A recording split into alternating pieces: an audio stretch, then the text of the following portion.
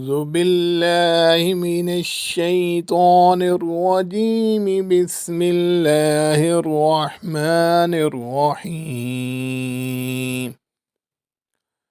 سورة الرحمن. الرحمن علم القرآن، خلق الإنسان علمه البيان. الشمس والقمر بحسبان، والنجم والشجر يسجدان. والسماء رفعها ووضع الميزان، ألا تطغوا في الميزان. وأقيموا الوزن بالقسط ولا تخسروا الميزان. والأرض وضعها للأنام، فيها فاكهة والنخل ذات الأكمام. والحب ذو العصف والريحان. فبأي آلاء ربكما تكذبان؟ خلق الإنسان من صلصال كالفخار، وخلق الجن من مارج من نار. فبأي آلاء ربكما تكذبان؟ رب المشرقين ورب المغربين، فبأي آلاء ربكما تكذبان؟ مرج البحرين يلتقيان، بينهما برزخ لا يبغيان. فبأي آلاء ربكما تكذبان؟ يخرج منهما اللؤلؤ والمرجان. فبأي آلاء ربكما تكذبان؟ وله الجوار المنشآت في البحر كالأعلام. فبأي آلاء ربكما تكذبان؟ كل من عليها فان، ويبقى وجه ربك ذو الجلال والإكرام. فبأي آلاء ربكما تكذبان؟ يسأله من في السماوات والأرض، كل يوم هو في شأن. فبأي آلاء ربكما تكذبان؟ سنفرغ لكم أيها الثقلان. فبأي آلاء ربكما تكذبان؟ يا معشر الجن والإنس إن استطعتم أن تنفذوا من أقطار السماوات والأرض فانفذوا، لا تنفذون إلا بسلطان. فبأي آلاء ربكما تكذبان؟ يرسل عليكما شواظ من نار ونحاس فلا تنتصران.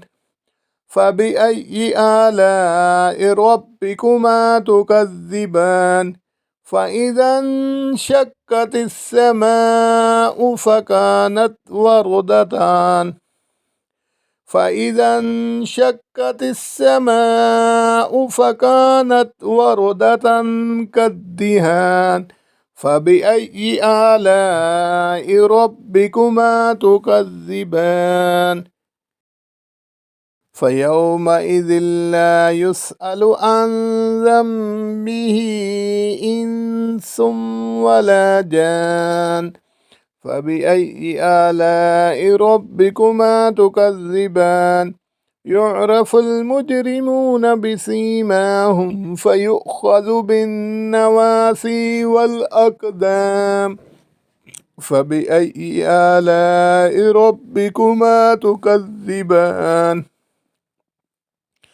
هذه جهنم التي يكذب بها المجرمون يطوفون بينها وبين حميم آن فبأي آلاء ربكما تكذبان ولمن خاف مقام ربه جنتان فبأي آلاء ربكما تكذبان ذواتا أفنان فبأي آلاء ربكما تكذبان فيهما عينان تجريان فبأي آلاء ربكما تكذبان فيهما من كل فاكهة زوجان فبأي آلاء ربكما تكذبان